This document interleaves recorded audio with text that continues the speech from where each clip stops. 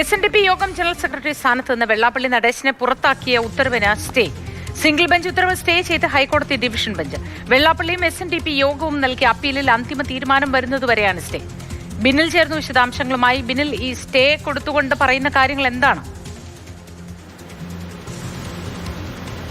മോത്തി ഏതാണ്ട് 1.5 മണിക്കൂർ നീണ്ട വിശദമായ വാദത്തിന് ശേഷമാണ് വെള്ളാപ്പള്ളി നടേശന് ആശ്വാസകരമായ ഒരു ഇടക്കാല ഉത്തരവ് ഹൈക്കോടതിയിൽ നിന്ന് വന്നത്.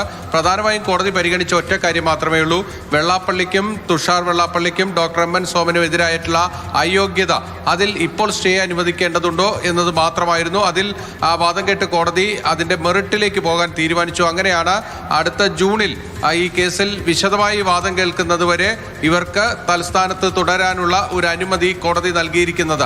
എന്തായാലും ഇപ്പോൾ വെള്ളാപ്പള്ളി നടേശനും SNDP യോഗവും അടക്കം നൽകിയിരിക്കുന്ന അപ്പീലിലെ അന്തിമ തീരുമാനത്തിന് വിധേയമായിട്ടായിരിക്കും ജനറൽ സെക്രട്ടറി സ്ഥാനത്ത് വെള്ളാപ്പള്ളി നടേശന് തുടരാൻ കഴിയുമോ ഇല്ലയോ എന്ന കാര്യത്തിൽ അന്തിമ തീരുമാനം വരാനിരിക്കുന്നത്. പക്ഷേ വെള്ളാപ്പള്ളിയെ സംബന്ധിച്ചിടത്തോളം അടിയന്തരമായി അദ്ദേഹത്തെ ആ സ്ഥാനത്ത് നിന്ന് പുറത്താക്കാനും അതോടൊപ്പം സംസ്ഥാന സർക്കാരിനോട് പുതിയ ഡയറക്ടർമാരെ നിയമിക്കാനുമാണ് ഹൈക്കോടതി സിംഗിൾ ബെഞ്ച് ഉത്തരവിട്ടിരുന്നത്. ആ നിയമനത്തിലേക്ക് സർക്കാർ പോയിരുന്നില്ല.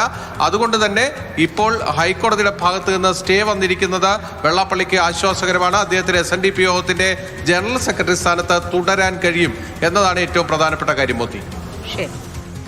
ബിനിലാണ് വിശദ വിവരങ്ങൾ പങ്കുവച്ചത്. വെള്ളാപ്പള്ളി നടേശൻ തൽസ്ഥാനത്ത് തുടരാൻ കഴിയുമെന്നതാണ് നിലവിലെ അവസ്ഥ.